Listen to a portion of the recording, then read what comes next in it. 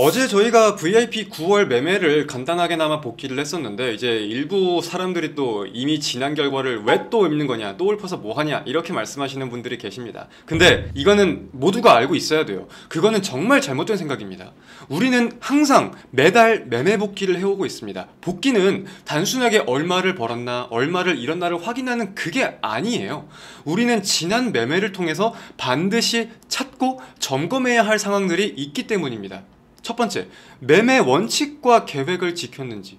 두 번째, 우리의 방향성과 시장의 흐름이 매칭되었는지. 그리고 세 번째, 시장이나 종목 분석에서 착오는 없었는지. 우리는 지난 과거를 통해서 다음 계획을 더 안정적으로 잘 수립할 수 있다라는 겁니다.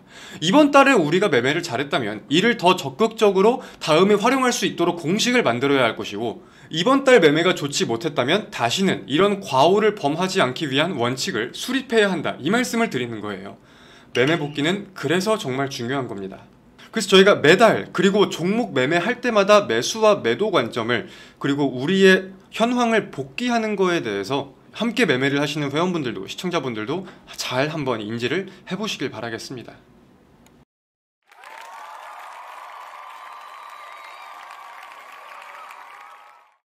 본격적으로 10월 1일, 10월의 첫 거래일, 오늘자의 VIP 전용 비공개 방송을 시작해 보겠습니다.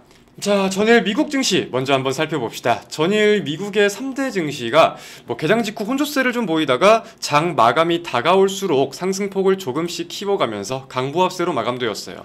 하지만 이제 이 상승폭은 제한적이었기 때문에 상승 마감했다 라기보다는 그냥 강보합 흐름 정도였다 라고 보는 게 현명할 것 같습니다.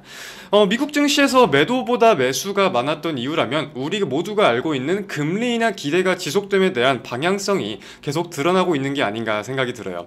일단 금리 인하론이 한 번 더 힘을 얻을 수 있던 이유라면은 9월에 소비자 신뢰지수가 시장 전망치를 하회했습니다. 그래서 5개월 만에 가장 낮은 수준을 기록했는데, 소비자 신뢰지수에 포함되어 있는 현황지수나 기대지수 모두 부진한 모습을 보이면서 소비자들의 경기평가, 즉 시민들의 경기평가가 7월, 8월보다는 더 안 좋게 보고 있는 여론이 늘어나고 있구나, 이 정도로 우리가 이해해 볼 수 있겠고요. 다음은 구인구직과 관련된 졸트 보고서를 따져볼 수 있겠습니다. 졸트 보고서의 구인 건수는 시장 예상치를 소폭 웃돌긴 웃돌았지만 채용률이 꽤나 많이 떨어지는 모습을 보이면서 사실상 금리 경로에 대한 큰 영향을 주지는 못한 것 같아요.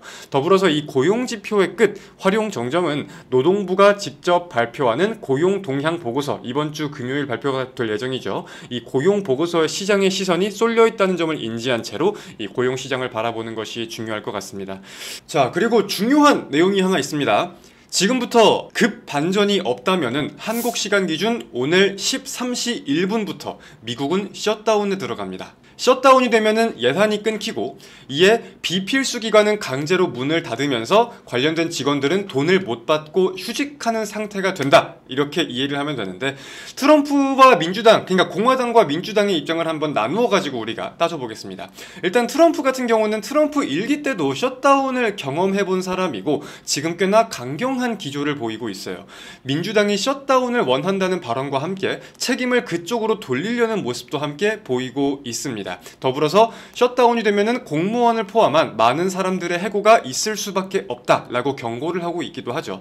지금 이 셧다운 예산안에 대한 가장 큰 핵심 논란은 오바마 케어 보조금과 관련된 부분인데, 지금 트럼프 같은 경우는 아니 미국이 지금 돈이 없는데 어떻게 불법 이민자들한테도 지원을 하냐는 입장이 가장 강한 것으로 보이고, 민주당 같은 경우는 그와 반대겠죠. 이 오바마 케어 보조금을 계속 지속시켜야 한다라는 입장을 가장 첫 번째 입장으로서 세우고 있고, 민주당도 현재 입장을 선회할 생각은 아직까지는 없어 보입니다.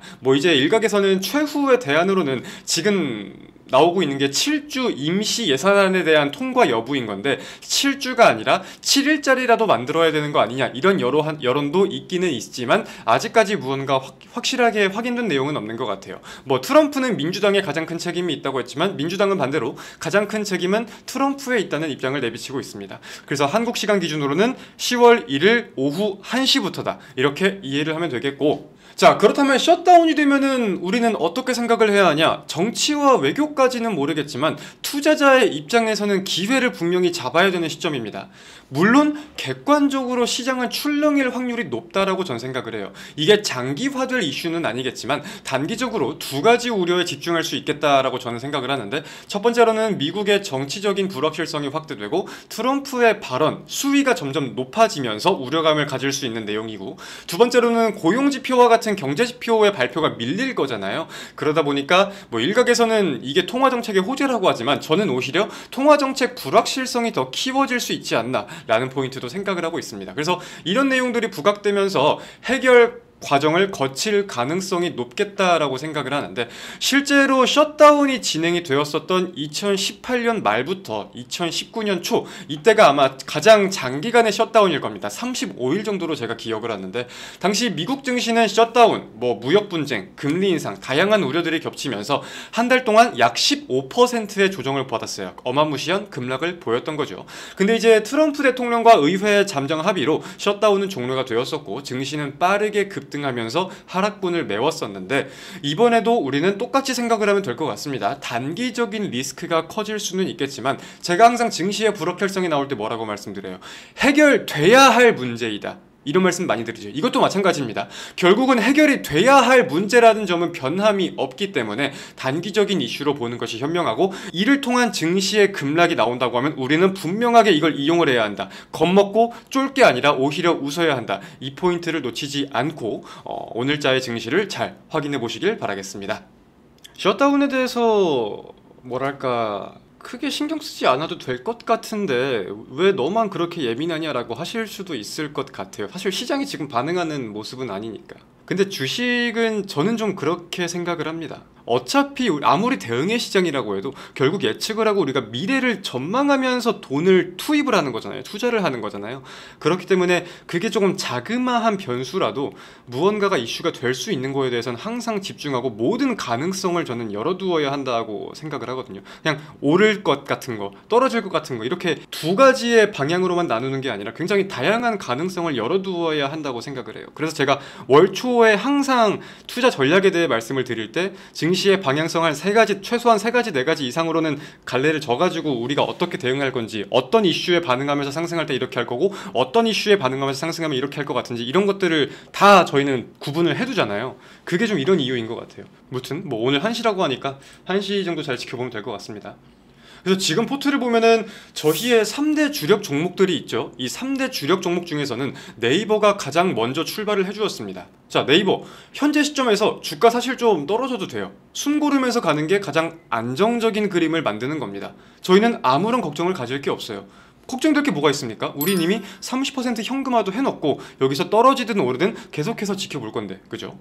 자, 그리고 이제 그 다음 주력 종목에서 기대해 볼 수 있는 건 저는 봅니다. 매집 포인트에 대해서는 계속 설명을 드렸었고 앞으로도 계속 말씀을 드릴 거지만 간략하게 다시 한번 정리를 해본다고 하면은, 현재 반도체 기업들의 증설의 가장 대표적인 수혜고 엄청난 해외 매출 비중이 성장되고 있고, 현재까지는 양산 공정에서 대응할 수 있는 유일한 업체라고 저희가 분명한 포인트를 꼽고 있어요. 이 정도 포인트만 아셔도 충분할 거라고 생각을 합니다.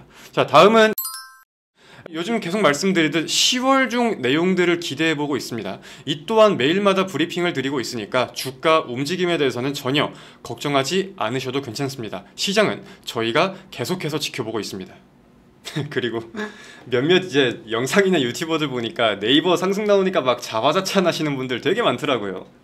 웃기고들 있다라고 개인적으로 생각을 좀 했는데 왜 그러냐면 불과 2달 전까지만 해도 네이버는 사실 아무도 사서는 안 되는 종목 중에 하나였어요. 몇 배열이니 뭐니 하면서. 심지어 저희 VIP 회원분들 중에서도 일부 회원분들은 왜 이 종목을 지금 들어가야 하는지 의구심을 가진 분들이 꽤 계셨습니다. 자, 저는 분명하게 말씀을 드릴 수 있습니다. 네이버를 매집해야 하는 이유와 여러분을 설득했던 그 2달의 시간, 이거는 영상으로도 박제가 되어 있고 2,000명이 넘는 회원분들이 모두 확인하신 팩트입니다. 그래서 솔직히 화가 나는 부분도 있어요. 손바닥 뒤집듯이 말 바꾸는 유튜버들한테는 화가 납니다. 이거는 근데 시청자분들도 좀 문제라고 생각을 해요. 검증을 직접 하세요. 이놈이 진짜 그런 말을 해왔었는지, 그리고 그러한 논리는 무엇이었는지부터 해서 검증할 부분은 태산입니다. 그들이 지금 말하는 말 한마디에 그들의 혀에 놀아날 게 아니라 팩트와 결과로 납득을 해야 하는 겁니다. 아셨죠? 그리고 이제 어제 저희가 VIP 9월 매매를 간단하게나마 복귀를 했었는데, 이제 일부 사람들이 또 이미 지난 결과를 왜 또 읊는 거냐, 또 읊어서 뭐하냐, 이렇게 말씀하시는 분들이 계십니다. 근데 이거는 모두가 알고 있어야 돼요. 그거는 정말 잘못된 생각입니다.